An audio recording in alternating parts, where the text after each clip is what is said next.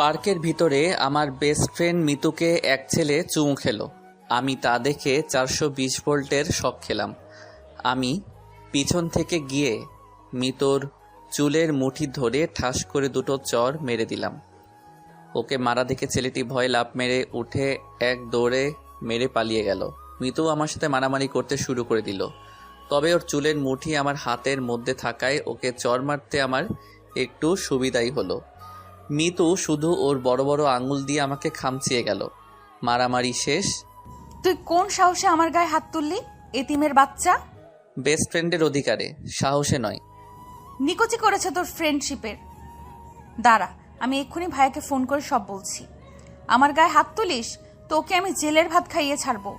যে এতিম তার আবার কিসের জেলের ভয়? বাইরে থাকলে তো দুমুঠো খাবারের জন্য কত কষ্ট করতে হয়। তার থেকে জেলে গেলেই ভালো হবে, অন্তত খাবারটা পাওয়া যাবে। তুই আমার গায়ে হাত তুললি কেন? অপুর সাথে না মিশতে আমি তোকে এর আগে অনেকবার নিষেধ করেছিলাম, কিন্তু তুই আমার কথা শুনিস নাই। ওর সাথেই মিশে পার্কে বসে চুমাচুমি করছিস। আমার বিএফের সাথে চুমাচুমি করবা না কি করব সেটা আমার পার্সোনাল ব্যাপার। ও তোকে নয়, তোর দেহকে ভালোবাসে, তোর বাবার টাকা পয়সাকে ভালোবাসে। অনেক মেয়ের সাথে ওর সম্পর্ক আছে। থাস, ওর নামে আর একটা বাজে কথাও বলবি না। তোর মতো 10টা ছেলে ও বাসার চাকর। ওর বাসার চাকর। এতিমের বাচ্চা, তোকে আমি মাথায় তুলে ফেলেছি, তাই আজ তোর এত বড় সাহস হয়েছে আমাকে মারার। নির্লজ্জ বেহায়া কোথাকার। যত ইচ্ছে গালি দে, আর শোন, আমি তোকে শুধু বেস্ট ফ্রেন্ড না, ভালোবাসি। এই নে তোর ভালোবাসার উপহার। আমি গালে হাত দিয়ে দাঁড়িয়ে থাকলাম। মিতু আবারও আমাকে চর মেরে চলে গেল। আমি জানি মিতু আমার উপর রাগ করে এসব বলেছে। ও কখনো ওর ভাইকে ফোন করে এসব বলবে না, কেননা এর আগেও অনেকবার ওর সাথে আমার মারামারি হয়েছে। আর ওর ভাই সব জেনেও আমাকে কিছুই বলবে না, কেননা ওর ভাইয়ের জীবন বাঁচাতে গিয়েই আমার আপু আজ হাসপাতালে কোমায় পড়ে আছেন। চলুন তাহলে আপনাদের সব কথা খুলে বলা যাক। মিতু যে আমাকে এতিম বলল, আসলে আমি এতিম নই। এই শহরের একজন নামকরা ধনীর ছেলে আমি, কিন্তু আজ আমার আব্বু থেকেও নেই। আমি যখন পেটে ছিলাম আর আমার আপুর 5 বছর বয়স, তখন আমার আব্বু আমার আম্মুকে তালাক দিয়ে এক ধনীর মেয়েকে বিয়ে করে নেন। এরপর একদিন আম্মু আমাকে জন্ম দিয়ে চলে যান না ফেরার দেশে। আমাকে কোলে করে নিয়ে আমার আপু মানুষের দাঁড়ে দাঁড়ে ভিক্ষা করে বেরিয়েছে। আমার বয়স যখন 5 বছর, তখন আমার আপু মানুষের বাসায় কাজ করে এনে আমাকে খাইয়েছে। এভাবেই আপুর কাছে আমি মা বাবার আদরে বড় হতে থাকি। আমি যখন 9-এ উঠলাম, তখন আমার আপু মানুষের বাসায় কাজ করা ছেড়ে দিয়ে গার্মেন্টসে চাকরি নিল, কেননা আমার আপু ছিল অনেক সুন্দরী। বাসায় কাজ করতে গেলে অনেকে খারাপ নজর দিত। একদিন এসএসসি পরীক্ষায় A+ পেয়ে আমি খুশিতে বাড়ি ফিরে দেখলাম আপু বাসায় ফিরে নাই। আপুর কাছে শুধু একটা ভাঙা বাটন ফোন রয়েছে। আমি পাশের বাসায় গিয়ে একটা ফোন চেয়ে আপুকে ফোন দিতে এক ছেলে মানুষ ফোন ধরে হ্যালো বলল। আপনি কে? আমার আপুকে দিন। তোমার আপু হাসপাতালে, তুমি হাসপাতালে চলে এসো। আমি গিয়ে দেখলাম আপু বেডে শুয়ে আছেন। ওর পুরো মাথার চুলগুলো কেটে ফেলে সাদা কাপড়ে ব্যান্ডেজ করা। আমার আপুর কি হয়েছে? মিতুর ভাই বলল, আমাকে সন্ত্রাসীর হাত থেকে বাঁচাতে গিয়ে তোমার আপু গুলি খেয়েছে। আমি মিতুর ভাইকে গিয়ে বলতে লাগলাম, আপনার জন্য আমার আপুর এমন হয়েছে। আমার আপুর কিছু হলে আমি আপনাকে ছাড়বো না। আপু ছাড়া আমার আর কেউ নেই। মিতুর ভাই এসে আমাকে বুকের সাথে জড়িয়ে ধরে বলল, কে বলেছে তোমার কেউ নেই? আমি আছি। তোমার আপুর ভালো হতে যত টাকা লাগে সব টাকা আমি দিয়ে চিকিৎসা করাবো। আমার জীবন বাঁচাতে তোমার আপু নিজের জীবন উৎসর্গ করতে দ্বিধাবোধ করেনি। আর আমি এগুলো করতে না পারলে আমাকে আল্লাহ কোনোদিনও ক্ষমা করবেন না। ডাক্তার এসে একটা রিপোর্ট দেখে জানালেন উনি কোমায় চলে গেছেন। ভালো হওয়ার সম্ভাবনা নেই বললেই চলে, মাত্র 1%। আমি আপুকে জড়িয়ে ধরে কান্না শুরু করলাম। আপু কিছুই বলছে না। দেখলাম শুধু ওর চোখের কোনা দিয়ে 2 ফুঁটো জল বেরিয়ে আসলো। সেই থেকে মিতুর ভাই আমার আপুকে দেখার জন্য একজন নার্স রেখেছেন এবং সমস্ত চিকিৎসার দায়িত্ব উনি নিয়েছেন। আমি অনেকক্ষণ পার্কে বসে থেকে বাড়ি যাওয়ার জন্য বের হয়ে রাস্তায় যেতেই কিছু পুলিশ এসে আমাকে অ্যারেস্ট করলো। সরি আবির, আমার কিছু করার নেই। উপর থেকে অর্ডার তোমাকে অ্যারেস্ট করার। এবার আমার বোন আমাকে নয়, ডাইরেক্ট থানার এসআইয়ের নিকট নারী নির্যাতনের কমপ্লেন করেছে। আমাকে ক্ষমা করে দিও। আমি নিরুপায়, তবে তোমার জন্য আমি সাজাটা কমিয়ে দেওয়ার ব্যবস্থা করতে পারি। আমি সব বুঝতে পেরে আমার 2 হাত সামনে বাড়িয়ে দিলাম। মিতুর ভাই আমাকে হ্যান্ডক্যাপ না পরিয়ে বলল, তার দরকার নেই, তুমি এমনি চলো। আমি জিপে বসে ভাবছি কতদিন মিতু আমাকে চর মেরেছে বিনা দোষে বিনা কারণে। কই, আমি তো কারো কাছে কমপ্লেন করি নাই, আর আজও আমার বিরুদ্ধে কমপ্লেন করে আমাকে পুলিশে ধরিয়ে দিল। আমাকে জেলের ভিতরে ঢুকিয়ে মিতুর ভাই বলল, তোমার যখন যা দরকার হয় আমাকে বলো, আমি সব ব্যবস্থা করে দিব। আর তোমার নিম্ন শ্রেণীর 1 মাস জেল খাটতে হবে। আমি কিছু না বলে মিতুর ভাইকে বললাম, আপনি শুধু আমার আপুকে দেখে রাখবেন প্লিজ। আর আমার তো সামনে এইচএসসি পরীক্ষা, জেলের ভিতরেই যদি আমার পড়াশোনার ব্যবস্থা করে দিতেন। আচ্ছা, সব করে দিব। বলে মিতুর ভাই ওনার চেয়ারে গিয়ে বসলো। আমার জেলে থাকতে কোনো সমস্যাই হলো না। প্রতিদিন ক্যালেন্ডারের তারিখ গুনতাম কবে 1 মাস হবে, জেল থেকে বেরিয়ে আপুকে দেখব। এভাবে 1টি মাস পার হয়ে গেল। আমাকে জেল হতে মিতুর ভাই ছেড়ে দিয়ে বললেন, এই টাকাগুলো রাখো, এখানে 50,000 আছে। আমি না নিতে চাইলেও জোর করে আমাকে দিল। আর কতদিন মানুষের লাথি গুঁতো খেয়ে বাঁচবে? এবার জীবনে কিছু করো। অবশ্যই কিছু করব, তবে আমার পরীক্ষাটা হয়ে যাক আগে। বের হয়ে আসছি আর ভাবছি টাকাগুলো যদিও ব্যবসা করার জন্য সামান্য, তবুও আমার মতো এতিমের কাছে এই টাকাগুলোই অনেক। এই টাকাগুলো দিয়েই আমি আমার ভাগ্যটা লিখব। আপু সুস্থ হলে ভালো একটা ঘরে ওর বিয়ে দিব, আর আমার বেঈমান বাবাকে সব বুঝিয়ে দিব। কিছুদিন পর আমার এইচএসসি পরীক্ষা শুরু হয়ে গেল। আমার আর মিতুর সিট পাশাপাশি পড়েছে। আমি চুপ করে মাথা নিচু করে বসে রইলাম। আমার ক্লাসের কয়েকজন বন্ধু এসে বলল, তুই টেস্ট পরীক্ষায় কলেজের সব থেকে ভালো রেজাল্ট করলি, এরপরেই কোথায় হারিয়ে গিয়েছিলি জানিস? আমরা সহ কলেজের সব স্যারেরা তোকে কত খুঁজেছি। সব স্যারেরা ধরে আছেন তুই কলেজের মুখটা উজ্জ্বল করবি, আর তুই কি না এতদিন পর পরীক্ষা হলে এসে হাজির হয়েছিস। কি হলো, কিছু বলছিস না যে? আমি এতদিন জেলে ছিলাম, 5 দিন হলো ছাড়া পেয়েছি। আমার কথা শুনে সবাই যেন আকাশ হতে পড়ল। এতদিন জেলে ছিলি মানে? এসব কি বলিস, মজা দিতেছিস নাকি? না, সত্যি বলছি, আমি এতদিন জেলে ছিলাম। কিন্তু জেলে কেন, কিসের জন্য? আমার ভাগ্যর লিখন।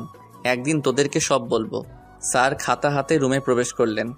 যে যার জায়গায় গিয়ে বসলো। আমি যেদিকে তাকাই সবাই দেখে আমাকে কেমন চোখে যেন তাকিয়ে দেখছে। ওরা হয়তো ভাবছে জেল খেটেছে নিশ্চয়ই বড় ধরনের অপরাধী ছেলেটি।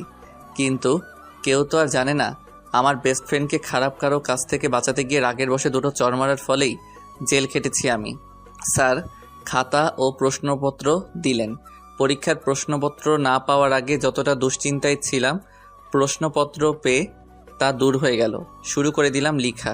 সবার আগে আমি উঠে দাঁড়িয়ে গিয়ে, স্যার অতিরিক্ত পেজ লাগবে বলতে।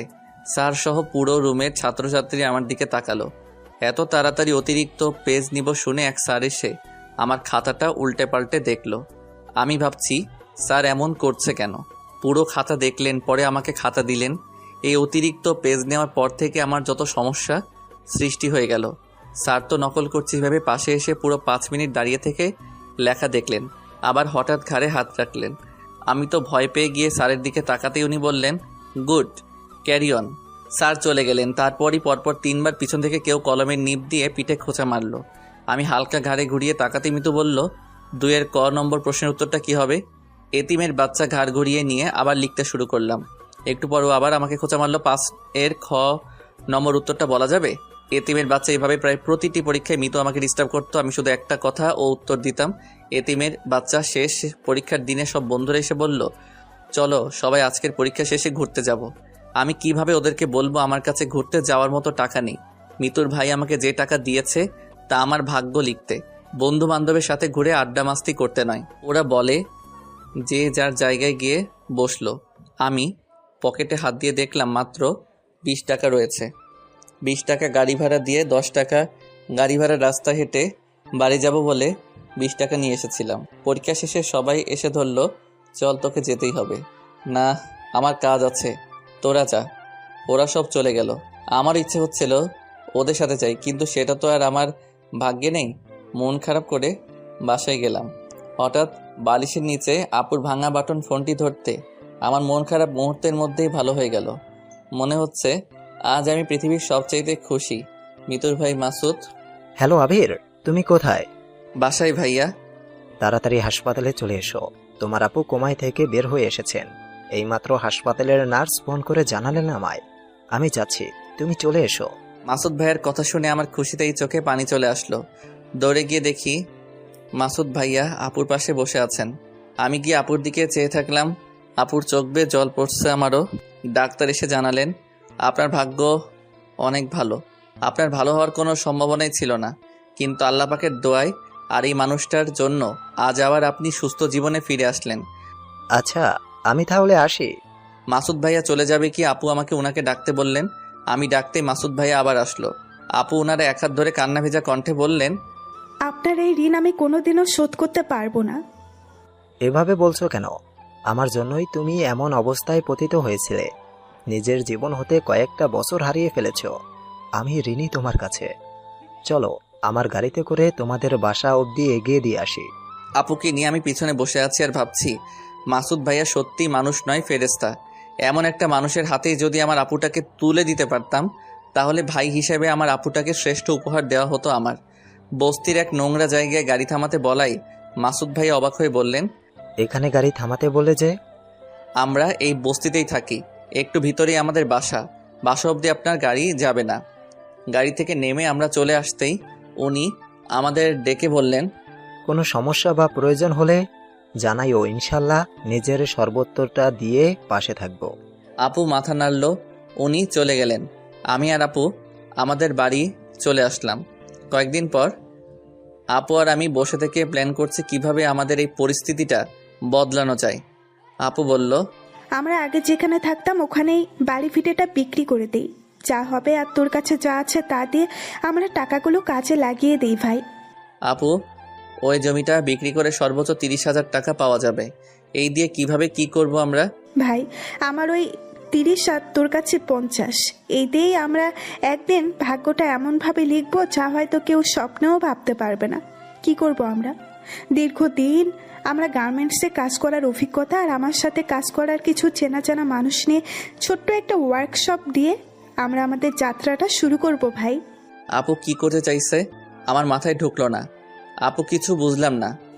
আমরা প্রথমে পুরনো কয়েকটা সেলাই মেশিন কিনবো, তারপর কিছু গার্মেন্টস কর্মীদের পার্ট টাইম এখানে কাজ করার জন্য সংগ্রহ করব। এরপর আমরা ছোট্টখাটো কাজ ধরবো এবং খুব সূক্ষ্মভাবে কাজ করব। আপু তাহলে মাসুদ ভাইয়াকে আমাদের জানানো উচিত, ওনার থেকে কিছু পরামর্শ নেওয়া উচিত, কি বলিস?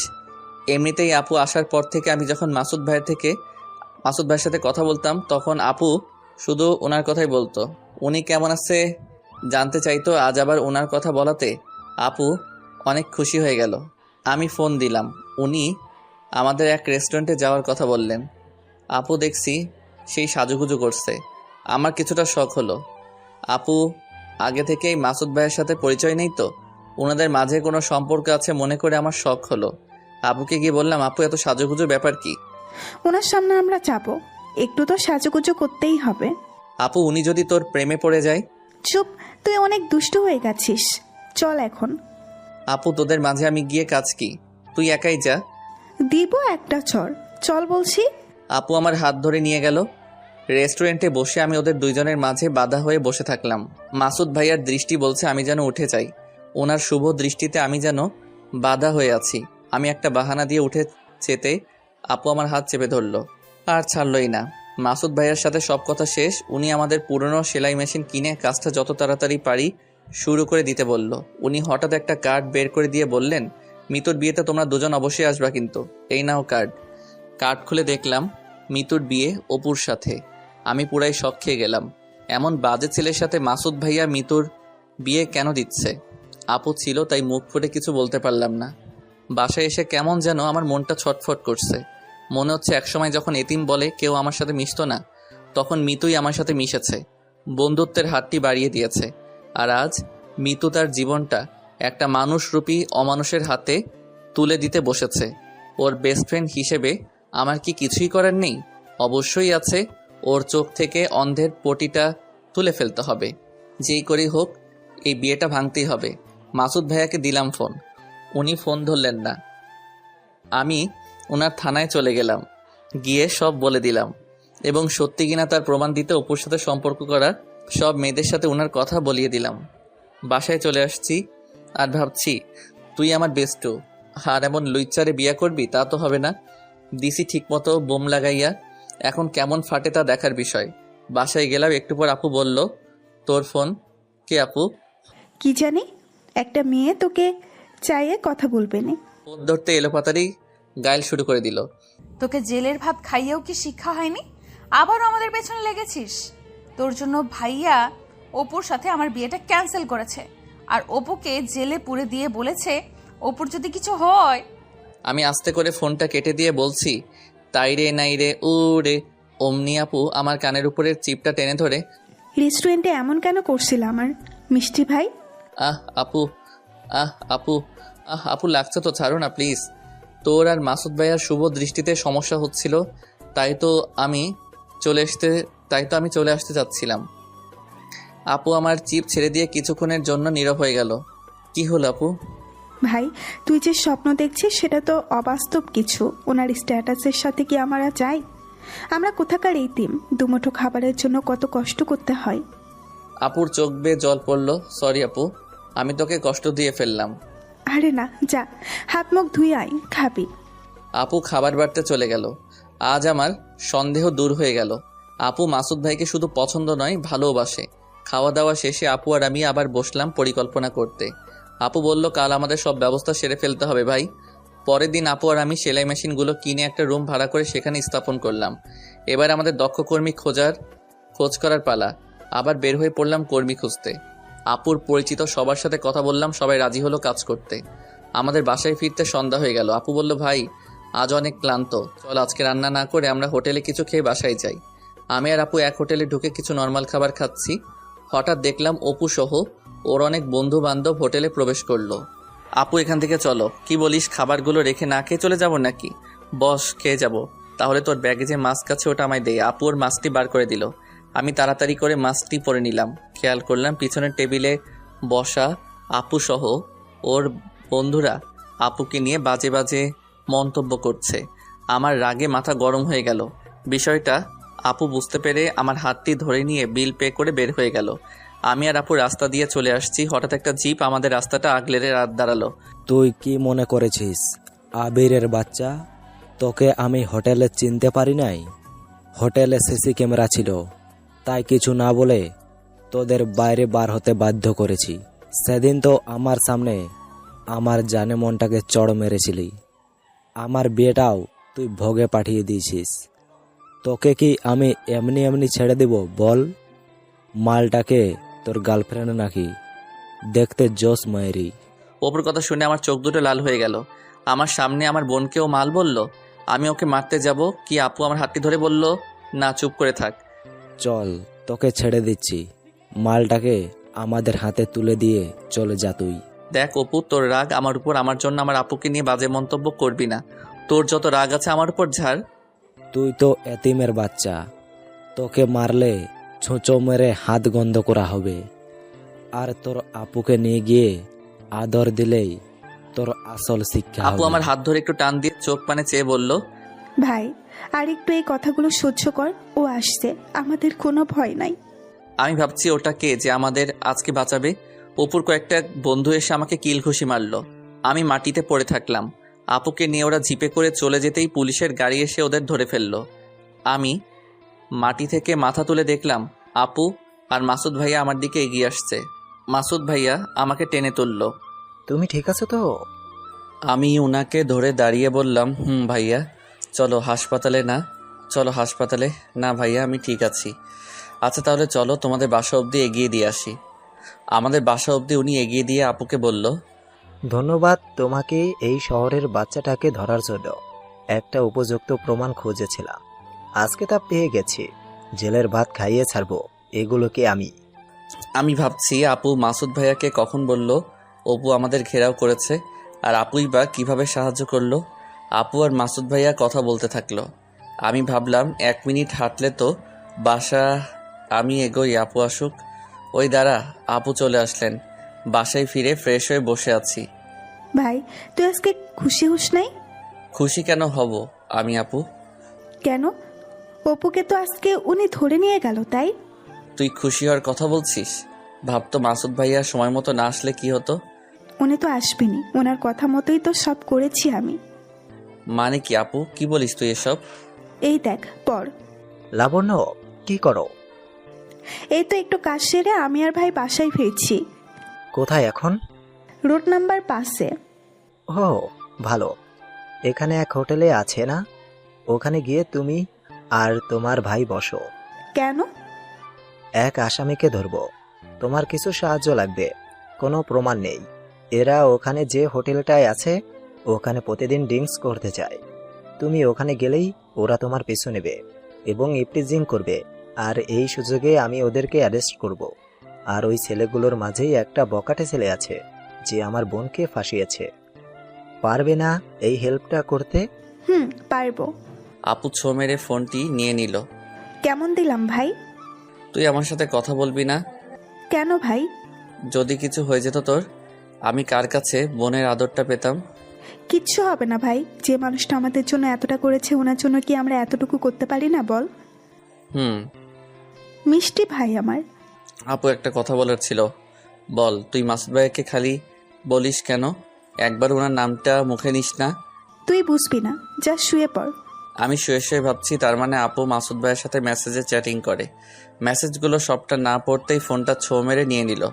ঘুমিয়ে পড়লাম। পরের দিন সকাল সকাল ঘুম থেকে উঠলাম, কেননা আজ থেকে শুরু হবে আজ আমাদের ভাগ্য লিখনের কাজ। 10টি সেলাই মেশিন আর 10 জন কর্মী নিয়ে শুরু হবে আমাদের পথ চলা। জানি না আমরা পারবো কিনা, তবে হাল ছাড়তে আমরা রাজি নই। 10 জনের ভিতরে 7 জন কর্মী আসলো।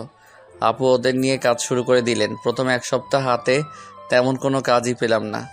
এরপরই শুরু হয়ে গেল মানুষজনের আসা যাওয়া আমাদের ওয়ার্কশপে। অর্ডারের উপরে অর্ডার। আমি বসে থেকে সব হিসাব নিকাশ করতাম আর আপু সব কিছু পর্যবেক্ষণ করতেন। আপু লেখাপড়া জানতো না, কিন্তু এই কাজ সম্পর্কে ওর ছিল অনেক অভিজ্ঞতা, কেননা এই কাজটির দ্বারাই আমাদের সংসার চলতো এক সময়। আপু ওর সর্বত্র দিয়ে সবাইকে কাজ ভালো করে বুঝিয়ে দিত। যারা কাজ করতো তারাও ছিল অর্ধবয়স্ক মহিলা, এক সময় গার্মেন্টস কর্মী। মাত্র 1 মাসের মধ্যে কাজের মান ভালো হওয়ায় এদিকে ওদিকে ছড়িয়ে পড়ল বস্তিতে ছোট্ট একটা ওয়ার্কশপের সুনাম। 1 মাসেই আমাদের মূলধন ডাবলে পরিণত হলো। ভাই বলছিলাম না, যা আছে তাই যথেষ্ট আমাদের ভাগ্যটা লেখার জন্য। আপু, আমাদের আরো অনেকটা পথ পাড়ি দিতে হবে ভাই। আমরাও একদিন আমাদের বেঈমান বাবাটার সামনে গিয়ে দাঁড়াবো, ওনার প্রতিদ্বন্দ্বী হিসেবে। আপু, কাল তো আমার রেজাল্ট দিবে পরীক্ষার, ভয় হচ্ছে খুব আমার। কিচ্ছু হবে না ভাই আমার, তোর রেজাল্ট ভালো হবে, আমি তা জানি। পরের দিন বাটন ফোনটি দিয়ে রেজাল্টের জন্য ডায়াল করলাম। ফোনে মেসেজ আসলো, যা দেখে আমি হুরড়ে বলে চিল্লায় উঠলাম। আপু সহ যারা কাজ করছিলেন সবাই এগিয়ে আসলো। কি হয়েছে ভাই? আপু, আমি আবারও A+ পেয়েছি। ভাই, বলেছিলাম না তুই ভালো রেজাল্ট করবি? আপু, আমার রেজাল্টের জন্য মাসুদ ভাইয়ার অনেক অবদান রয়েছে। ভাই। আপু বলল। কেন? ও না জেনেই শুনে বলল। ভাই তুই বলার অবাক হয়েছিস তাই তো? আসলে উনি আমায় সব বলেছেন। আপু ফোন করে মাসুদ ভাইয়াকে জানাই। কি বলিস? আমি ফোন করে রেজাল্টের কথা বললে মাসুদ ভাই আমাকে কংগ্রাচুলেশনস জানালো। আমি ভাবছি কি করে বলবো মিতু রেজাল্ট কি, পেটে আসলেও মুখে বলতে পারলাম না। উনি বললেন মিতু কান্না করছে, ওর একটাই ফেল আসছে। কোনটায় ফেল আসছে? আইসিটিতে না? আমি কিছুক্ষণ নীরব হয়ে রইলাম, কেননা মিতু আইসিটি MCQ দিতে গিয়ে আমায় বারবার পিছন হতে কলম দিয়ে খোঁচা মারছিল। ওই দিনই পরীক্ষা শেষে বুঝেছিলাম ও খারাপ রেজাল্ট করবে আইসিটিতে। ওর রেজাল্টের জন্য আমিও কিছুটা দায়ী, কিন্তু নিজেকে দোষ দিয়ে কী লাভ? ও তো ওর উপরে আমার সব অধিকার কেড়ে নিয়েছে। ভাই ফেল করেছে মিতু, আর তুই মন খারাপ করলি যে? এমনি আপু। ও তাহলে ভাই আজকে সবাইকে ছুটি দিয়ে চল, বাসায় যাই। আচ্ছা আপনাদের ছুটি আজকে? সবাই অনেক খুশি হয়ে গেল। আর শুনুন, কালকে একটু সকালে আসবেন, আমার ভাইয়ের পাশকলার উপলক্ষে মিষ্টি খাওয়াবো আপনাদের। বাসায় এসে ফ্রেশ হয়ে বসে আছি, হঠাৎই আপু এসে হাসতে লাগলো। ভাই, ও ভাই। কি হয়েছে, এত খুশি কেন? ও না, আমার বিয়ে করতে চাইছে। মানে ওটাকে? আরে উনি। উনি মানে? ওফ, মিতুর ভাই। আপুর কথা শুনে আমিও হতবাক হয়ে গেলাম। মাসুদ ভাই আমার আপুকে বিয়ে করবে? আপু মজা করছিস না তো? না ভাই, সত্যি। আর উনি আজকে আমার সাথে বিকেলে দেখাও করবে বলেছে। ভাই তোর কি হলো, মন খারাপ করলি যে? আপু আমায় ছেড়ে চলে যাবি তুই? আমার তো কেউ নেই, আমি অনেক একা হয়ে যাব, তাই খারাপ লাগছে। আচ্ছা ভাই, তাহলে ওনাকে আমি না করে দিই? না আপু, এমন মানুষ তুই কখনো পাবি না। মাসুদ ভাই এত বড় লোক, তবুও কোনো অহংকার নেই মনে। তুই হয়তো জানিস না আপু, উনি যে এত ব্যস্ত থাকতেন, তবু প্রতিদিন 2-3 ঘন্টা হাসপাতালে গিয়ে তোর পাশে বসে থাকতেন। উনি একদম মাটির মানুষ, উনাকে না করা ঠিক হবে না। সত্যি আপু, আমরা লাকি। আচ্ছা চল, খাবি? খাওয়া দাওয়া সেরে ফেললাম, তাই যা তাড়াতাড়ি বার হয়ে নে। ভাই যা তাড়াতাড়ি বার হয়ে নে। উনি মেসেজ দিয়ে ওই হোটেলটাও যেতে বলেছে। আমি কিছু না বলে আপুর মুখের দিকে তাকিয়ে রইলাম। ভাবছি এই যুগেও এমন মেয়ে থাকে যে কিনা তার ভালোবাসার মানুষ ডেকেছে আর ভাইকে সাথে নিয়ে যাবে বলছে। আপু তুই একটা... কি বল? না থাক আর, যা বার হ। আমি তো পাগল যে তোর সাথে যাব, তুই যা। মাসুদ ভাই তোকে একা ডেকেছেন। ভাই একটা কথা বলি, আমার না একা একা যেতে শরম পাচ্ছে। ও মেসেজে সারাক্ষণ কথা বলো আর এখন শরম পাচ্ছে, তাই না? তুই অনেক পেকে গিয়েছিস। দাঁড়া, ওনাকে তোর জন্য একটা দেখতে বলবো আজ। যা যা বলিস। আমি চলে আসলাম, এসে মনে মনে বলছি, দেখতে বলার কি আছে, ওনার বোনই তো আছেন। তুই বিয়ে কর, তারপর তোর ননদটাকে আমাকে দিস, তাই হবে। আপু বের হয়ে আমাকে বলে চলে গেল। আমি শুয়ে থাকলাম। সন্ধ্যার পর দরজায় আপু এসে ঠক ঠক করলো। আমি দরজা খুলেই অবাক। আমি কাকে দেখছি? কে আপনি? কাকে চাই? কুত্তা, আমি তোর আপু।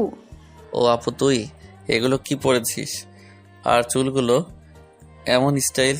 ওরে বাবা, পুরাই হিরোইন দেখছি। মজা করিস না তো, এগুলো নিয়ে চল ভেতরে। কি এগুলো? শপিং? এসে সব বার করে দেখছি আপুকে মাসুদ ভাই অনেক কিছু কিনে দিয়েছে। ভাই কালকে তোকে ওনার বাসায় ডেকেছেন। কেন? আর আমি তো ওনার বাসা চিনি না। আপু আমাকে ঠিকানা দিয়ে বলল, আমাকে কারণ বলে নাই। আচ্ছা আপু, তাহলে কালকে সকালে আমি মাসুদ ভাইয়ের বাসায় যাব। আচ্ছা। রাতে শুয়ে শুয়ে ভাবছি অনেক দিন পর কাল মিতুকে দেখতে পাবো। সকালে ঘুম থেকে উঠে ওনার বাসায় চলে গেলাম। বাসায় ঢুকতে এক কাজের মানুষ আমাকে বসতে বললেন। মাসুদ ভাইয়া কোথায় গেছে বললে বলেন উনি একটু বাহিরে গিয়েছেন, একটু পরেই আসবে। আমি মনে মনে শুধু মিতুকে খুঁজছি। বাড়ির এদিক ওদিক তাকিয়ে কোথাও দেখছি না। একটু পর একটা গান শুনতে পেলাম। পাশে তাকাতেই দেখছি পিছন দিয়ে মিতু বাহিরে কোথাও যাচ্ছে। কাক যতই চিল্লাক না কেন, তার সুর কখনো কোকিলের মতো হয় না। ও আমার কথা শুনে বুঝতে পারলো আমি ওরই বাড়ি এসে ওকে কিছু বলেছি। আমার কাছাকাছি এসে... কি বললি? আবার বল, মুখ সামলে কথা বলবি। আর তুই আমার বাসায় কেন? তোকে বাসায় ঢুকতে কে দিয়েছে? এক্ষুনি বের হয়ে যাবি নাকি তোর গাল দুটো চর মেরে গরম করে দিয়ে ঘাড় ধাক্কা দিয়ে বের করে দিব? আমি নিজের ইচ্ছায় আসি নাই, ঠিক আছে? আমি মিতুর কথায় পাত্তা নিয়ে দিয়ে বরং সোফায় নড়ে চড়ে ভালো করে বসলাম। ওর আর সহ্য হলো না আমাকে চর মারতে যাবে কি? অমনি মাসুদ ভাই এসে হাজির হয়ে গেল। এগুলো কি হচ্ছে মিতু? বাসায় আসা মেহমানের সাথে এমন ব্যবহার করাকে শিখিয়েছে তো ভাই? ক্ষমা চাও ওর কাছে। কখনো না। মিতু রাগ দেখিয়ে কোথাও যাবে বলে ঠিক করেছিল, তা না যে ওর রুমে চলে গেল। আবির, ওর ব্যবহারে কিছু মনে করো না তুমি। না, কিছু মনে করি নাই। মাসুদ ভাইয়া কাজের মানুষকে কফি নিয়ে আসতে বললেন। আমি বললাম, ভাইয়া আমাকে ডেকেছেন যে? আসলে তোমার আপু আর আমার বিষয়টা হয়তো তুমি জানো। আমি তোমার আপুকে আমার বাসায় বউ করে আনতে চাই। তুমি কি বলো, রাজি আছো? ভাইয়া আপনি কি আর আমরা কি, মানুষজন কি বলবে? যে যাই বলো, আমার তাতে কিছু যায় আসে না। তুমি রাজি কি? ভাইয়া আপনি তো জানিনি, আমি আর আপু সবে 1 মাস হলো একটা ওয়ার্কশপ খুলেছি। আপুকে বিয়ে দেওয়ার মতো সামর্থ্য তো এখন আমার নেই। তোমার কোনো খরচ করতে হবে না। তোমার আপুর সাথে আমার বিয়েটা একটা হোটেল বুক দিয়েই হবে। আর যা খরচ সব আমার। তুমি রাজি কিনা? আমি রাজি হয়ে গেলাম। উনি বললেন, তাহলে আগামী সপ্তাহে এই দিনে সব ব্যবস্থাটি করে ফেলি, কি বলো? আপুকে বলে ডেট করা উচিত। তোমার আপুকে বলেছি, ও বলেছে তুমি যা বলবা তাই হবে। আচ্ছা তাহলে ডেট ফিক্সড করে ফেলুন। সবকিছু ঠিকঠাক হয়ে গেল। চলো তোমায় বাসা অব্দি এগিয়ে দিয়ে আসি। আমি না করলেও উনি আমাকে গাড়িতে করে নিয়ে আসলেন। আমি গাড়ি হতে বাহির হলাম। একটুখানি দূরে দেখলাম আপু দাঁড়িয়ে আছেন। মাসুদ ভাইয়াও গাড়ি হতে নেমে দাঁড়িয়ে থাকলেন। আমি আপুর কাছে আসছি আর ভাবছি আমাকে এগিয়ে দেওয়ার আসল কারণ তাহলে এটা। আপুর কাছাকাছি এসে পাশ দিয়ে চলে যেতেই লেগে বললাম, নে হয়েছে। এবার চলে আয়, সব ঠিক হয়ে গিয়েছে। আপু একটু লজ্জা পেয়ে গেল এবং আমার সাথে চলে আসলো। আপুর সাথে বসে আপুকে সব বললাম। রাতে শুয়ে শুয়ে ভাবছি, মিতু আমার উপরে এতটা রাগ পুষে রেখেছে। মাসুদ ভাই ঠিক সময় না আসলে আজও হয়তো আমার গাল সত্যি চর মেরে লাল করে দিত। তবে একটা জিনিস ভেবে অবাক হচ্ছি, অপু তো জেলে, অপুর সাথে ওর বিয়ে ঠিক হয়েও তা ভেঙে গেল। ও কোথায় একটু মন খারাপ করবে তা নয়, উল্টো মনের সুখে গান গাইছে। ব্যাপার কি? কয়েকদিন পর বিয়ের সব আয়োজন শেষ, কাল বিয়ে। মাসুদ ভাই বললেন, তুমি আর তোমার আপু আজকেই হোটেলে চলে যাও, ওখানে আমার অনেক আত্মীয় স্বজন গিয়েছে। আমি বেশ কিছু টাকা সাথে করে নিয়ে আপুকে নিয়ে চলে গেলাম।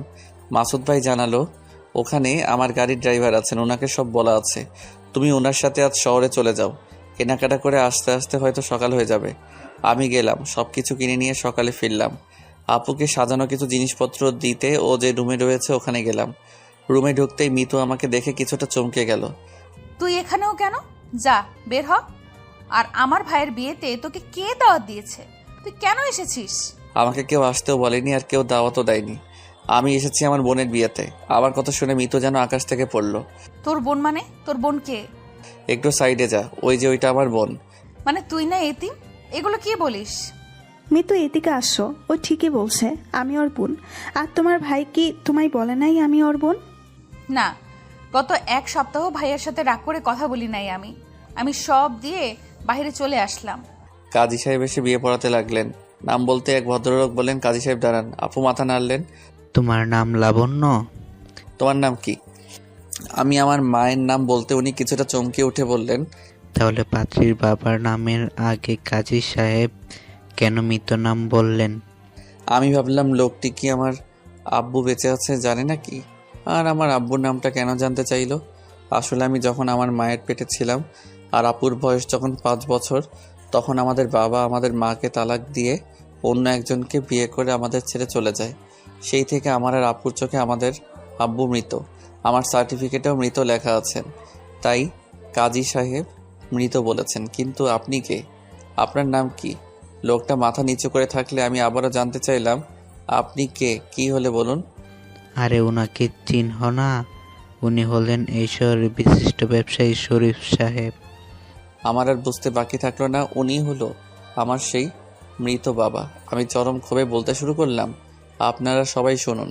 টাকা পয়সাওয়ালা কোটিপতির মেয়েকে বিয়ের লোভে নিজের স্ত্রীর পেটে 8 মাসের সন্তান ও 5 বছরের একটা মেয়েকে রেখে তালাক দিয়ে চলে যাওয়া আমার ও আপুর মৃত বাবাটি আর কেউ নয়, উনি হলেন। অমনি আপু পিছন থেকে এসে আমার মুখটি চেপে ধরে বললেন, চুপ কর ভাই। আপুর হাতটি সরিয়ে না আপু বলতে দে আমায়। এতদিন নিজের ছেলেমেয়ের কোনো খোঁজ খবর নেই, আর আজকে মেয়ের বিয়েতে নামের আগে মৃত বলে প্রীতির পরিচয় নিয়ে এসেছেন। আমি সব বিয়েবাড়ির সবাই আমার পিতার নামে বেঈমানটাকে অপমান করে অনেক কথা শুনিয়ে দিলাম।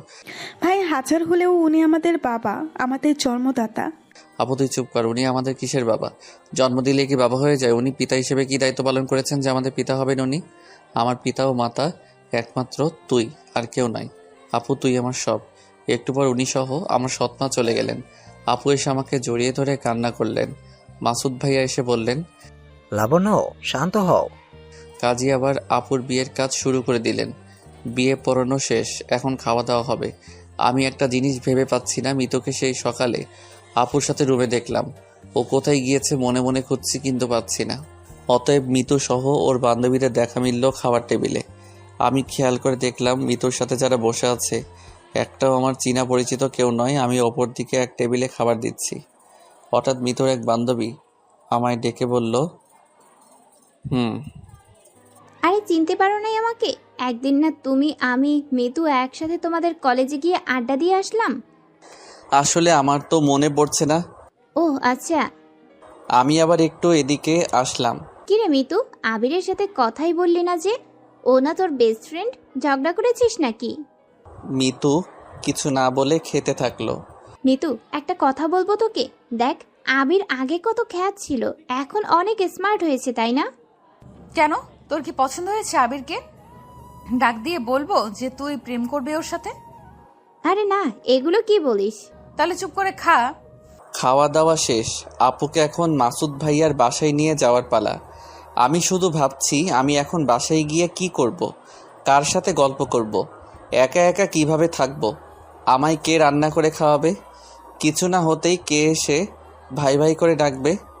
আপু অনেক কান্না করলেন, কিন্তু আমি চাইলেও আপুর মতো চিৎকার করে কাঁদতে পারলাম না। শুধু দু চোখ বেয়ে জল বেয়ে হয়ে আসলো। আমি আপুকে বিদায় দিলাম। একে একে সবাই হোটেল হতে বিদায় নিল। আমিও বের হয়ে আসছি আর ভাবছি, আপু যখন মেয়ে হয়ে জন্ম নিয়েছে তখন তাকে পরের ঘরে একদিন না একদিন যেতেই হবে। কিন্তু আজ আমার মনে হচ্ছে আমি যেন আজ সত্যি এতিম হয়ে গেলাম। বাসায় এসে বসতে আপু ওর বাটন ফোনে ফোন দিল। অনেকক্ষণ আপুর সাথে কথা হলো। ও অনেক কান্না করলো। আমি কি বলে সান্ত্বনা দিব তার ভাষা খুঁজে পেলাম না। 2 দিন পর ওয়ার্কশপে সেলাইয়ের কাজ করা সবাই আমার বাসায় আসলো। বাবা 3 দিন হলো আমরা সবাই কাজ করতে এসে প্রতিদিন এখানে ঘুরছি। তোমরা কি আর আমাদের দিয়ে কাজ করাবে না? আমরা কি ঠিকমতো কাজ করতে পারি না, নাকি আমাদের কাজে তোমাদের পোষাচ্ছে না? আসলে তা নয়, আমার আপুর বিয়ে হলো তো তাই আর কি। ও আচ্ছা, লাবণ্য মামনির বিয়ে হয়ে গেল? তা জামাই কি করে? দুলাভাই পুলিশ অফিসার। ও, লাবণ্য মামনি ভালোই ভাগ্যবতী তাহলে, এমন একটা বর পেল। আপনারা বসুন একটু। আমি ওনাদের 1 মাসের অগ্রিম বেতন দিয়ে দিলাম। ওনারা টাকা পেয়ে এতটা খুশি হবে আমি ভাবি নাই। কেউ কেউ বলল, বাবা এতদিন যে আমরা গার্মেন্টসে নিজেদের হাড় ভাঙা পরিশ্রম করলাম, কোনো সময় ঠিকমতো টাকা পাইনি, আর তুমি আমাদের অগ্রিম বেতন দিয়ে দিলে। আমরাও আমাদের সর্বত্র দিয়ে কাজ করব, কথা দিলাম। আচ্ছা, তাহলে কাল হতেই আপনারা আবার নিয়মিত কাজে আসা শুরু করুন। ওনারা সবাই চলে গেল। আমি জানি যারা এসেছিলেন তারা সবাই গরিব। 1 মাস পর তো ওনাদের বেতন দিতেই হতো। এখনই টাকা আছে তো দিতে সমস্যা কোথায়? তাই দিয়ে দিলাম। এতে ওনারা কাজ করতে ভালো উৎসাহ হবেন। ভেবেছিলাম নিজের ভাগ্যটা নিজেই লিখব, কিন্তু আপু এসে সাময়িকের জন্য আমার সাথে যোগ দিয়ে আমায় সঠিক ও ভালো একটা পথ দেখিয়ে দিয়ে চলে গেল। যাক, নিজের ভাগ্যটা নিজেরই লিখতে হয় তা বুঝতে পারলাম। পরের দিন আমি সব কাজ দেখাশোনা করছি। আপু ফোন দিয়ে বলল, ভাই আজ 4 দিন হলো তোরে দেখি নাই। হায় না, আজকে আমার বাসায় অনেক কাজ, না হলে আমিই যেতাম ভাই। আচ্ছা আমি তাহলে বিকালে যাব। আমার যাওয়ার কথা শুনে আপু অনেক খুশি হলো। বিকালে আপুর বাসায় চলে গেলাম। আপুর রুমে যেতেই দেখলাম মিতু আর আপু বসে টিভি দেখছে। আমাকে দেখে মিতু তাড়াহুড়ো করে চলে গেল। মিতুকে চলে যাওয়া দেখে আমি বললাম, রাগলে অনেক সুন্দর লাগে। ও দাঁড়িয়ে গিয়ে কিছু বলতে যাবে কি, আপু নে এগুলো রাখ। ভাই বস তুই। একটু পরে আপু আমাকে খাবারের টেবিলে নিয়ে গেল। আমি টেবিলে গিয়ে তাকিয়ে ভাবছি, এই বাড়িতে শুধু 2টা কাজের মানুষ, মাসুদ ভাইয়া, মিতু, আপু আর ওনার বৃদ্ধ বাবা আছেন। তাহলে টেবিলে এত রকমের এত খাবার কেন? কি হলো বস? আমি খাবার টেবিলে বসতেই ভাবি, অনেক খিদে পেয়েছে, খেতে দাও। বলতে বলতে মিতু আসলো খেতে। ও আমাকে দেখে আবার ঘুরপাক খেয়ে চলে যাবে। কি আপু বলল, কোথায় যাচ্ছ? এসো, খাবে না? পরে খাবো, আমার রুমে খাবার দিয়ে রেখো। মুখটা বাঁকা করে চলে গেল। দেখছিস আপু তোর ননদটা কেমন দেমাগি। আমি খেতে বসেছি দেখে ও খেতে এসেও চলে গেল। ওর কথা বাদ দে, তুই খা। আপু আমাকে অনেক রকমের খাবার দিল, যেগুলো আমার আজ অবধি খাওয়া হয়নি। খাবার মুখে দিয়ে মনের অজান্তে চোখ বেয়ে জল আসলো। আপুকে লুকিয়ে চোখের জল মুছে বললাম, আপু রান্না অনেক স্বাদ হয়েছে, তাই ভাই খা তুই যত ইচ্ছে। খাওয়া দাওয়া শেষে ভাবছি, আসলে আমার আপু অনেক ভাগ্যবতী, তাই হয়তো এমন একটা বাড়ির বউ হতে পেরেছে। খাওয়া দাওয়া শেষে আপু রুমে গিয়ে টিভি দেখছি। একটু পর আপু আসলো, টিভি রিমোটটা নিয়ে ও সিরিয়ালে দিল। কি আপু, তুই এই 4 দিনে সিরিয়াল দেখা শুরু করে দিয়েছিস? আসলে ভাই আমি না, মিতু প্রতিদিন এসে আমার সাথে বসে সিরিয়াল দেখতো, ওর সাথে সাথে আমিও একটু দেখতাম আর কি। ও আচ্ছা, তা আজ যে আসছে না দেখতে? আসবে কি করে, তুই আছিস যে। ভাই শোন না, মিতু না আমার উপর অনেক খুশি হয়েছে। কেন আপু? ওই যে অপু কেমন, তাও তো আমার জন্যই বুঝতে পেরেছে। ও একটু রাগী হলেও ওর মনটা অনেক ভালো রে ভাই, জানিস না সারাদিন আমার সাথে কত মজা করে। তোর ভাই অনেক রাতে বাসায় ফিরে, ততক্ষণ আমার কাছে এসে বসে থাকে। ওর মনটা অনেক ভালো। আমি আপুর দিকে তাকিয়ে মনে মনে বলছি, আপু তুই তো মাত্র কয়দিন হলো ওকে চিনিস, আর আমার সাথে ওর কতদিনের সম্পর্ক। কিন্তু আপু হঠাৎ মিতুর গুণগান নিয়ে পড়লো কেন? আমি যে মিতুকে পছন্দ করি ও তা জানতে পেরে গিয়েছে নাকি? সিরিয়াল দেখা শেষে আপু বলল, ভাই যাই। মিতুকেও রুমে খাবার দিয়ে আসি, তুই বস। আপু খাবার দিয়ে আসলে জানতে চাইলাম মাসুদ ভাই কখন আসবে। ও বলল আর আসতে রাত হবে, চল পাশের রুমে তোর থাকার ব্যবস্থা করা আছে। আমি আপুকে সাথে নিয়ে গিয়ে শুয়ে পড়লাম। আপু চলে গেল। শুয়ে শুয়ে বলছি, মিসেস মিতু, তুমি যতই আমার থেকে দূরে সরে থাকার চেষ্টা করো না কেন, এবার থেকে 2 দিন পর পরই বাসায় আসবো আর তোমাকে জ্বালাবো, দেখি তুমি কি করো। এই বাসায় আসার অধিকার এখন আমি পেয়ে গিয়েছি। একটু পর বাহিরে মাসুদ ভাইয়ার গাড়ির শব্দ পেলাম। ভাই হয়তো এসে গেছে। আমি পাশের রুমে শুয়ে শুনছি। ভাই আপুকে বলছে, কই তোমার ভাইকে যে ফোন করে সকালে আসতে বললেও ও আসে নাই? এসেছে। কোথায় ডাকো শালাবাবু? প্রথম আসলো বাসায়, একটু গল্প করে বসি। ও পাশের রুমে ঘুমাচ্ছে। ও ঘুমিয়ে গিয়েছে নাকি? তাহলে ডেকো না। না, ঘুমায়নি, তোমার জন্য বসে থেকে থেকেই এইমাত্র গেল। ভাইয়া আমাকে শালাবাবু বলে ডাকলো। আমি উঠে গেলাম। কিছু কথাবার্তা বলার পর উনি বললেন, কালকে তোমরা দুজন আমার সাথে একটু থানায় যেও, তোমাদের আব্বু জেলে। আমি কিছু বলতে যাব কি আপু বলে বসলো, আব্বু জেলে মানে? কি হয়েছে আব্বুর? তোমার সৎমা আর ওনার বাবা তোমার আব্বুর দ্বিতীয় পক্ষ ও ছেলে মেয়ে রয়েছে জানতে পেরেছেন। তোমার আব্বু ওনাদের মিথ্যা কথা বলা ও সব গোপন রাখাই ওনাকে চোরের অপবাদ সহ আরও মিথ্যা কিছু মামলা দিয়ে পুলিশকে ধরিয়ে দিয়েছে। তুমি আমার আব্বুকে জেলে দিতে পারলে? আমার হাত আইনে বাধা। আপু এত অস্থির ও কান্না করছে কেন? ওনাকে জেলে দিয়েছে তো কি হয়েছে? উনি তো আমাদের কাছে মৃত। বুঝলাম না। আমি ওনার যেমন কর্ম তেমনই ফল পেয়েছেন। আপুর কান্নাটা বেড়েই গেল। মাসুদ ভাইয়াও আমি আপুকে সান্ত্বনা দিয়ে আমি রুমে চলে আসলাম। পরের দিন সকালে উঠতেই মিতু আমার রুমে কফি নিয়ে আসলো। আমি তো পুরাই অবাক। মিতু আমার জন্য কফি নিয়ে এসেছে, ব্যাপার কি? আমি উঠে বলতে লাগলাম, সকাল সকাল ঘুম থেকে উঠেই কার মুখ যে দেখলাম, মনে হয় আজকের দিনটা একদমই বাজে যাবে। কই দেখি তো আজকে সূর্যটা কোন দিকে উঠেছে। আমার কথা শুনে মিতু রাগে কফি টেবিলে রেখে চলে গেল। আমি কফি খেয়ে দেখলাম আজকের কফির স্বাদটা একটু আলাদা। বিছানা হতে উঠে পড়ে ফ্রেশ হয়ে রান্নাঘরের দিকে যেতে দেখলাম মিতু কান্না করছে। কি ব্যাপার? মিতু কি রান্না পারে নাকি শখের বসে রান্না করছে? আপু ভাইয়াকে দেখলাম বাসায় নেই। রান্নাঘরে গিয়ে মিতুর কাছে জানতে চাইলাম সব কোথায় গিয়েছে। ও আমার কথা শুনেও না শোনার ভান করলো। আমি আবারও বললাম, তবু না শোনার ভান করলো। ইচ্ছে করছিল কাছে গিয়ে ওই দিনের মতো চুলের মুঠি ধরে 2 চর বসিয়ে দেই। মাসুদ ভাইয়াকে ফোন দিলে উনি ফোন উঠাচ্ছে না। পরে বাড়ির বাহিরে এক কাজের মানুষের কাছে জানতে চাইলে বলেন ওনারা হাসপাতালে গিয়েছেন, কে যেন অসুস্থ তাই দেখতে। কোন হাসপাতালে গিয়েছে যে আমাকে বলে যায় নাই আমি তা তো জানি না। রুমে চলে আসতে রান্নাঘরে উকি মেরে দেখি রান্না প্রায় শেষ। মিস মিতু, এতদিন তুমি আমার সাথে কথা বলো নাই, দেখি আজ কথা বলো কি না। রুমে গিয়ে দরজা হতে অন্যমুখ হয়ে আমি শুয়ে রইলাম। শুয়ে শুয়ে ভাবছি কখন মিতু এসে আমায় বলবে, ওঠো রান্না শেষ, খাবার রেডি, খাবি চল। একটু পর বুঝতে পারলাম মিতু আমার রুমে প্রবেশ করেছে। ও এসে আমাকে কিছুই বলছে না, কি যেন করছে। আমি ঘাড় ঘুরিয়ে দেখি ও সব খাবার আমার রুমে নিয়ে এসেছে, সব রেখেও চলে গেল। আমি জিব্বাতে কামড় মেরে বলছি, তুই যদি আমার বোনের ননদ না হতি তাহলে আজ এই সুযোগ মিস করতাম না। তোর এত ইগো দেমাগ সব মাটিতে মিশিয়ে দিতাম, শুধু তোর সাথে কিছু করলে আমার বোনের সংসারটা ভেঙে যাবে বলে কিছু বললাম না। খেতে বসে দেখছি ভালোই রান্না করেছি মিতু, তার মানে ও রান্না পারে। আর যদি নাই পারে তাহলে মাসুদ ভাইকে কে রান্না করে খাইয়েছে? নিশ্চয়ই মিতুই। একটু পর মাসুদ আমাকে ফোন করে বলে, আবির, তোমার আব্বু একটু অসুস্থ হয়ে পড়েন, তাই তোমার আপুকে নিয়ে সকাল সকাল একটু হাসপাতালে এসেছি। তুমি তো তখন ঘুমাচ্ছিলে, তাই ডাকাডাকি করি নাই। আসবে তুমি? না আমি যাব না। আচ্ছা রাখি বলে মাসুদ ভাই ফোন রেখে দিলেন। আমি শুয়ে টিভি দেখছি আর ভাবছি উনি আমার কে, তাই যাব আমি। আমার কেউ না উনি। শয়তানি করে টিভির ভলিউমটা বাড়িয়ে দিলাম।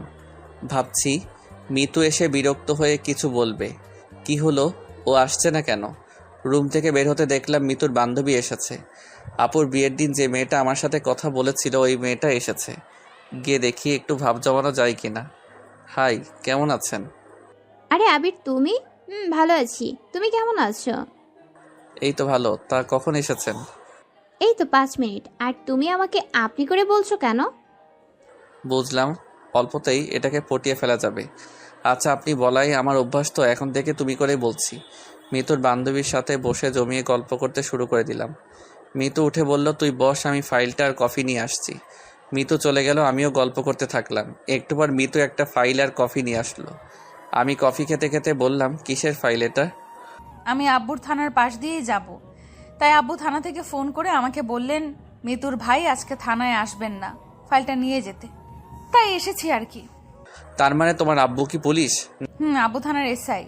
আমি কফি হাতে উঠে আসতেই ওর বান্ধবী বলল, কি হলো, কোথায় যাচ্ছেন? না, আসলে আমার একটু কাজ আছে আর কি। উঠে আসতেই মিতু মুচকি হাসি দিল। ও হয়তো বিষয়টা বুঝতে পেরে মনে মনে বলছে, এখন উঠে পালাচ্ছিস কেন? মারবি না লাই? পটাবি না আমার বান্ধবীকে? আমি রুমে এসে কফি খাচ্ছি আর ভাবছি, তার মানে মিতুর ভাইকে মিতুর বান্ধবীর বাবাই ওই দিন আমায় অ্যারেস্ট করতে বলেছিল। ভাগ্যিস আমি বেশি দূর এগোইনি, তার আগে সব জানতে পেরে গিয়েছি। একটু পর আপু আসলো। আপুর মনটা খারাপ, তাই আমি অন্য কিছু না বলেই বললাম, আপু আমি বাসায় চলে যাব। আপু কিছু বলার আগেই মিতুর বান্ধবী বলল, চলুন আমি আপনাকে আমার গাড়িতে ড্রপ করে দিয়ে আসি। যে ভয়ে চলে যেতে চাচ্ছি সেই ভয়টাই আবার সাথে যাবে বলছে। আপু বলল, আজকে রাতটা থেকে কাল সকালে যাস, তোর ভাই বিকালে একটু ঘুরতে নিয়ে যাবে। আমি ওকে বলে রুমে গেলাম। বিকালে ভাইয়া আপু আমি মিলে অনেক ঘোরাঘুরি করলাম। মাসুদ ভাইয়া বেশ কিছু আমাকে শপিং করে দিলেন। উনি বললেন, তোমরা বাসায় যাও, আমার থানায় একটু কাজ আছে। আমি আর আপু চলে আসলাম। কিছুক্ষণ পর আপু এসে আমাকে খাওয়ার জন্য ডেকে নিয়ে গেল। আমাকে খেতে দিয়ে বলল, ভাই তুই খা। আমি তোকে ডাকিও খেয়েছে কিনা। আপু চলে গেল। একটু পর এসেই বলল, ভাই মাথা মনে হয় 100 ডিগ্রি গরম, চোখে জল আর রাগে কটমট করছে মহারানী। আমি বললাম, কেন আপু, কি হয়েছে? ওই যে আমি, তুই আর তোর ভাই ঘুরতে গেছিলাম মিতুকে নিয়ে, বলে নাই ওর সাথে নিয়ে যায়নি, তাই মনে হয়। আমার খাওয়া প্রায় শেষের দিকে, দেখলাম মিতু এসে খেতে বসলো। আপু কিছু দিতে গেলে বলে উঠল, আমার হাত আছে, আমি নিয়ে খেতে পারি। আপু আমার দিকে তাকিয়ে মুচকি হাসি দিল। আমিও বুঝলাম মিতু মটকাটা আজ বেশ গরম, ওকে কিছু বলা যাবে না। খাওয়া দাওয়া শেষ, আপুর সাথে বসে বসে টিভি দেখছি আর গল্প করছি। একটু রাত হয়ে গেলে আমি আমার রুমে ঘুমাতে চলে আসলাম। শুয়ে ঘুমিয়ে পড়লাম। মাঝরাতে বুঝতে একটু একটু পারছি আমার বুকের উপরে বারবার কে যেন হাত রাখছে। আমি ঘুমের ঘোরে সরিয়ে দিচ্ছি, তবুও আবার হাত দিচ্ছে। আমার ঘুম ভেঙে গেল। পাশে কেউ আছে কিনা হাত দিয়ে দেখতে গিয়ে দেখলাম কে যেন শুয়ে আছে। আমি লাফ দিয়ে উঠে টেবিল ল্যাম্পটা জ্বালিয়ে দিলাম। এ কি মিতু তুই? মিতু ওর মুখে হাত দিয়ে বলল, একদম চুপ থাক। তুই আমার বিছানায় কেন মিতু? আর রুমের দরজা তো অফ, কি করে ভিতরে আসলি তুই? তোর আগেই এসেছি, আর কি জন্য এসেছি সেটা এখন বুঝাবো তোকে। দেখ মিতু, তুই যদি ভাবিস যে আমার রুমে এসে উল্টাপাল্টা কিছু করে তোর ভাইয়া ও আপুর কাছে আমাকে খারাপ বানাবি, তাহলে তুই চরম ভুল করবি। কেননা এটা আমার থাকার রুম, আর ওনারা কিছুই বিশ্বাস করবে না, বরং উল্টো তোকে খারাপ ভাববে। মিতু আমার কথা শুনে হা হা করে হেসে দিল। আমি অবাক হয়ে ওর দিকে চেয়ে রইলাম। মাত্র 2 দিন কথা বলেই তুই আমার বান্ধবীটাকে পটিয়ে ফেলেছিস। ও তোকে ভালোবেসে ফেলেছে। সন্ধ্যায় আমাকে ফোন করে তোর নাম্বার চাইলো, তাই ভাবলাম নিজের কাছেই পড়ে আছে একটা অমূল্য কিছু, আমি তার কদর না বুঝে তাকে দূরে সরিয়ে দিয়েছি। আর না, আজ তাকে আপন করে নিব। মিতুর কথা শুনে আমি একটু হাসি দিয়ে মনে মনে বলছি যে আমার মূল্যটা এতদিন বুঝে নাই, তার সঙ্গে জীবন পার আমি করব না। মাত্র 2 দিনে আমার বিষয়ে সবটা না জেনেই যে আমাকে ভালোবেসেছে, তার ভালোবাসায় আমি গ্রহণ করে নিব। তুই হাসিস কেন? এমনি। আচ্ছা। মিতু আমার আরও কাছে আসতে থাকলো। দেখ মিতু, আর কাছে আসার চেষ্টা করবি না, নইলে আমি ভাইয়া আপুকে ডাক দিব। ও কিছু না শুনেই আমার কাছে আসতেই থাকলো। আমিও কি করব বুঝতেছিলাম না, তাই আজকেও আবার ওই দিনের মতো মিতুকে ঠাস করে একটা চর বসিয়ে দিলাম। আজ আর ও ওই দিনের মতো আমার সাথে মারামারি না করে ও বসিয়ে দিল এক চিৎকার। ওর এক চিৎকারে পুরো বাড়ি যেন কেঁপে উঠল। আমি ভয় পেয়ে মিতুর মুখটা চেপে ধরলাম। এটা তুমি কি করলে মিতু? আপু এসে দরজা ঠকঠক করতে লাগলো। কি হয়েছে ভাই? দরজা খোল। আবির, দরজা খোলো। ভাইয়া আপু এসে দরজা ঠকঠক করতে লাগলো। আমি কি করব ভেবে পাচ্ছি না। অবশেষে মিতুর মুখ ছেড়ে দিয়ে দরজা খুলতে গেলাম। দরজা খুলে মিতুর দিকে তাকাতেই দেখলাম এই কয়েক সেকেন্ডে ওর চুলগুলো এলোমেলো করে ফেলেছে, ওড়নাটিও মেঝেতে ফেলে দিয়েছে। ভাইয়া আপু রুমে প্রবেশ করতেই মিতু গিয়ে মাসুদ ভাইয়াকে জড়িয়ে ধরে কান্নার নাটক শুরু করে দিল। ভাইয়া, আবির আমাকে জোর করে, আমি রাজি হইনি দেখে, ওই দেখো চর মেরেছে। ছি আবির, ছি, এগুলো কি? আমাকে মারতে গেলে আপু ধরে ফেলেন মাসুদ ভাইয়াকে। আপুকে ঝাটকানি মেরে ফেলে দিয়ে আমার কাছে মারতে এসেই হঠাৎ থেমে গিয়ে বলেন, তুমি এখনই এই বাড়ি হতে বের হয়ে যাবা, নইলে আমি তোমার গায়ে হাত তুলতে বাধ্য হব। বলে যাব তুমি আমার শালাবাবু। আমি চলে আসছি আর ভাবছি আজ মৃত্যু মাসুদ ভাইয়ার কাছে সত্যি আমাকে খারাপ প্রমাণ করে ছাড়লো। আমার জন্য আপুকে মাসুদ ভাইয়ার কত কথাই না এখন শুনতে হবে। এসব কি হয়ে গেল? মৃত্যুরে কেমন ভালোবাসা বুঝলাম না। একটু আগে বলল আমি নাকি অমূল্য সম্পদ, যে এতদিন ওর হাতের কাছে ছিল, আর এখন কি চাল দিল যে ও বাড়িতে যাওয়ার আমার আর মুখটা রইল না। বাসায় আসলাম, কিছুই ভালো লাগছে না। আজ 4 দিন ওয়ার্কশপের মানুষদের কাছে কাজে আসলে ঘুরিয়ে দিয়ে যাচ্ছি। আপুর সাথে কোনো কথা নেই। মৃত্যু আসলে আমার জীবনটাকে বিষিয়ে দিচ্ছে। ওর ভালোর জন্যই ওই দিন পার্কে ওর সাথে অমনটা করেছিলাম। ও আমাকে জেলে দিল, তবুও আমার কোনো রাগ হয়নি ওর উপরে। ইচ্ছে করেনি ওর উপরে কোনো প্রতিশোধ নিতে। 5 দিনের দিন দেখলাম আপু ব্রিটকেস নিয়ে বাসায় এলো। আপু, কি হয়েছে তোর? ভাই তুই আসার পর থেকে ওনার সাথে আমার কথা কাটাকাটি হতো মৃত্যুকে নিয়ে। কাল রাতে ওর সাথে অনেক ঝগড়া হয়। রাতেই আমাকে বাড়ি হতে বাহির করে দিচ্ছিল। কিন্তু ওর রাত কোথায় যাব, তাই বাড়ির বাইরে রাতটা কাটিয়ে আজকে চলে আসলাম। আমার আর সহ্য হলো না। মৃত্যু আজ শুধু আমার নয়, আমার আপুর জীবনটাও নিয়ে খেলেছে। এবার ওকে দাঁত ভাঙা জবাব না দিলেই নয়। আমি রাগে কটমট করে যাব কি? না ভাই, তুই কিছু করলে আমার সংসারটা পুরো ভেঙে যাবে। আমরা বরং ধৈর্য ধরি, ওনার রাগ কমলে সব ঠিক হয়ে যাবে। আমি থেমে গেলাম। এখানে তো মাসুদ ভাইয়ার কোনো দোষ নেই। নিজের বোন যদি নাটক করে বা ভাই শুনে অন্য তার বোনকে কেউ রেপ করতে চেয়েছে, তাহলে সে কি চুপ করে থাকবে? থাকবে না। যা দোষ সব মৃত্যুর সাহস ও অহংকার দিন দিন বেড়েই চলেছে। আমি ওকে উচিত শিক্ষা দিয়েই ছাড়ব। আপু অনেক কান্না করলো। আমি কি বলে সান্ত্বনা দিব বুঝলাম না। 2 দিন হলো আবার আমিও আপু ওয়ার্কশপে পুনরায় কাজ শুরু করে দিলাম। খুব ভালোই চলছিল, কিন্তু প্রতিদিন আপুর কান্না আমার ভালো লাগতো না। 10 দিন মাসুদ ভাইকে আপু ফোন করে চলে, উনি ধরে না। এভাবে আরও বেশ কিছুদিন হয়ে গেল। আমিও আপুর পথচে বসে থাকলাম। কবে মাসুদ ভাই এসে আমার আপুকে নিয়ে যাবে, কিন্তু উনি আসলেনই না। এরই মধ্যে আমার কলেজে ভর্তি ডেট চলে আসলো। কলেজে ভর্তি হয়ে গেলাম, কিন্তু আমি কলেজে শুধু 3 দিন ছাড়া যাইনি। ভাই চল আজকে আপুকে দেখে আসি। উনি আমাদের পিতা, ভুল করেই ফেলেছেন। এখন উনি যথেষ্ট সাজা পেয়েছেন। আজ উনি আমাদের মতোই এতিম। তুই আমি ছাড়া ওনাকে জেলে দেখতে যাবার মতো কেউ নেই। আব্বুকে দেখতে যাওয়ার কোনো ইচ্ছাই নেই আমার, কিন্তু আব্বুকে দেখতে গেলে মাসুদ ভাইয়ার সাথে আপুর দেখা হবে ভেবে আমি রাজি হয়ে গেলাম। কিছু খাবার কিনে নিয়ে আপুর সাথে রওনা দিয়ে দিলাম। থানায় পৌঁছে 15 মিনিট ধরে বসে আছি। মাসুদ ভাই থানায় নেই। ওনার অনুমতি ছাড়া আব্বুর সাথে কেউ দেখা করতে পারবেন না। আপু মাসুদ ভাইয়ের বউ বললেও আমাদের দেখা করার পারমিশন দিল না। আমি আপুর খাবারগুলো নিয়ে বসে থাকলাম। একটু পর মৃত্যুর বান্ধবীর বাবা থানার এসআই এসে আমাদের পারমিশন দিয়ে দিল। আপু আব্বুর কাছে গিয়েই কান্না আরম্ভ করে দিল। আমি একটু দূরে অন্যমুখ হয়ে দাঁড়িয়ে থাকলাম। মা, ওকে একটু কাছে আসতে বলো না। ভাই এদিকে আয়, আব্বু ডাকছে। আমি তবুও গেলাম না। আপু আবারও ডাকলো। এবার গেলাম। কাছে যেতেই আব্বু 2 হাত জোর করে ক্ষমা চাইতে যাবে কি আপু ওনার হাতটি ধরে ফেললো। না আব্বু না, তুমি পিতা হয়ে সন্তানের নিকট এভাবে হাত জোর করতে পারো না। উনি এবার আমার মাথায় হাত বুলিয়ে বললেন, বাবা ভালো থাকিস, আর যদি পারিস আমায় মাফ করে দিস। আপু আব্বুকে খাইয়ে দিল। একজন এসে জানালো সময় শেষ, এবার আপনারা আসুন।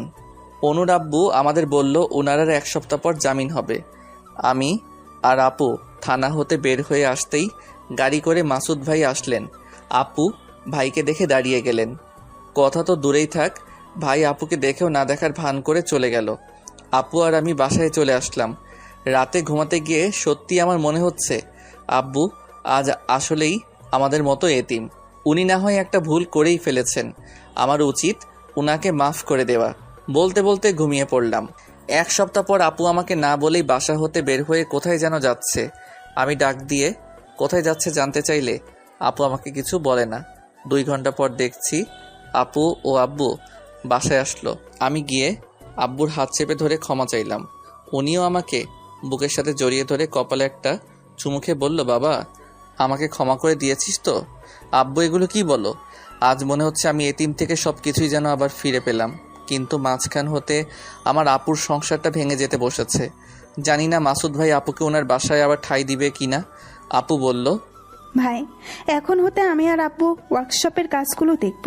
তুই কলেজ যা, শুধু ভর্তি ছাড়া একদিনও কলেজে যাস নাই তুই। কাল থেকে কলেজ যা তুই। আচ্ছা। পরের দিন কলেজে গিয়ে ক্লাসে বসে আছি। একটু পর মিতু ও অনু দুজনকে একসাথে ক্লাসে ঢুকতে দেখে আমি অবাক হয়ে গেলাম। ভাবছি অনু না হয় আমার সাথেই পড়তো, ওই কলেজে ভর্তি হয়ে আমার সাথে পড়তেই পারে, কিন্তু মিতু কেন এই কলেজে এসেছে? একটু পর স্যার ক্লাসে আসলেন। নাম কল করলে মিতু প্রেজেন্টও করলো। আমি আরও অবাক হয়ে গেলাম। মিতু ফেল করে কিভাবে আবার আমার সাথে পড়তে পারে? স্যার চলে গেলে অনু এসে আমার কাছে বসে গল্প করতে লাগলো। মিতুর তা দেখে সহ্য হলো না, ও বাহিরে চলে গেল। সব ক্লাস শেষে অনু ওর গাড়িতে আমাকে কিছুটা পথ এগিয়ে দিল। আমি এবার নেমে বাসায় যাচ্ছি আর ভাবছি এবার ভালো হবে। মিতু, তোর ভাই পুলিশ আর অনুর বাবা এসআই, তুই কার কাছে কমপ্লেন করিস তাই দেখব। অনুর সাথে ভালো বন্ধুত্ব করে ওর বাবা অবধি পৌঁছে তোর লাকে মুখে দড়ি দিয়ে ঘোরাবো। বাসায় চলে আসলাম।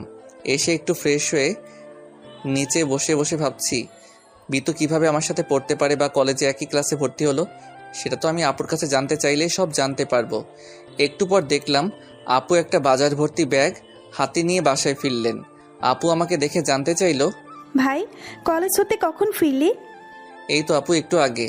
ও আচ্ছা, তাহলে তুই একটু বস, আমি রান্নার কাজটা সেরে ফেলি। রান্না করে খেয়ে আবার আব্বুর জন্য খাবার নিয়ে যেতে হবে। আপু রান্না করছে আর আমি গিয়ে ওর আশেপাশে ঘুরঘুর করছি, যার জন্য মাসুদ ভাই আপু ও আমাকে বাসা থেকে বের করে দিল। আমি তার কথায় আপুর কাছে কিভাবে জানতে চাইব বুঝছি না। আপু যদি আবার বিষয়টা অন্যভাবে নিয়ে বসে। ভাই কিছু বলবি? না আপু, তো রান্না করা দেখবো তাই আর কি। আপুর কাছে জানতে চাইলাম না, ভাবলাম অনুর কাছে সব জেনে নিব। আপুকে রান্নার কাজে সাহায্য করলাম। রান্নার কাজ শেষ, হাত মুখ ধুয়ে এসে আপু ও আমি খেতে বসেছি।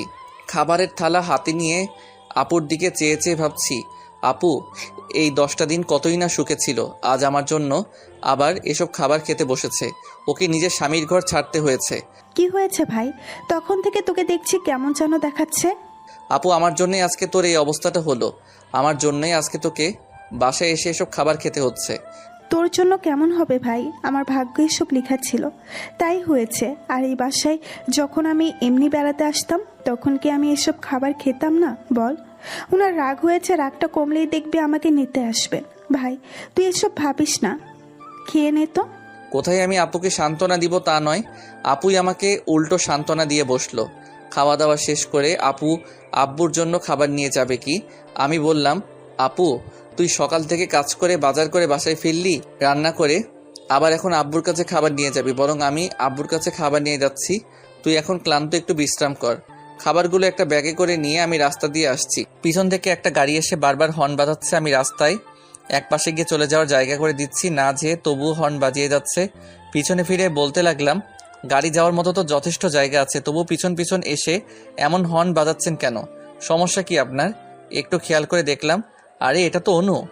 কি ব্যাপার আবির, মাথায় তো গরম যে? এমনিতে একটু দুষ্টামি করছিলাম আর কি। ও বুঝলাম। কোথায় যাচ্ছ? আর ব্যাগে কি? আব্বুর কাছে খাবার নিয়ে যাচ্ছি। ওহ এসো, আমি এগিয়ে দিয়ে আসি। না, আমি হেঁটেই চলে যাব। আরে আমি তো এই দিক দিয়েই যাব, আসো তো। উঠে পড়লাম গাড়িতে। আচ্ছা আবির, খাবার দেওয়ার পর তোমার কি ওইখানে কোনো কাজ আছে? না, কাজ তো নেই। তাহলে চলো না, খাবার দিয়ে এসে আমরা একটু গাড়ি করে ঘুরি। না, এসব কি বলো তুমি? সবাই দেখলে কি বলবে? কি বলবে? আমরা তো বেস্ট ফ্রেন্ড, আমরা একসাথে ঘুরতে পারি না নাকি? আমি ভাবছি আমি আবার অনুর বেস্ট ফ্রেন্ড হয়ে গেলাম কবে থেকে। প্লিজ প্লিজ চলো না, আমি ওর কথায় রাজি হয়ে গেলাম। আব্বুকে খাবার দিতে আমি ভিতরে গেলাম, ও গাড়ি নিয়ে বাইরে দাঁড়িয়ে থাকলো। খাবার দিয়ে আব্বুকে বলে ক্যাশ হতে কিছু টাকা নিয়ে আসলাম, কেননা টাকা লাগতেই পারে। গাড়িতে এসে বসলাম। অনু আর আমি অনেকক্ষণ ঘোরাঘুরি করলাম। ও বলল চলো এবার আমরা কিছু খাবো। এক দামি হোটেলের সামনে অনু গাড়ি দাঁড় করালো। অনু আমি না খেয়ে এসেছি, আজকে না খাই, অন্য একদিন খাবোনি। মানুষ শুধু খেতেই কি খেতেই যায় নাকি? তাহলে চলো গিয়েই বুঝবে। অনু আগে আগে আর আমি ওর পিছনে পিছনে গিয়ে হোটেলে ঢুকলাম।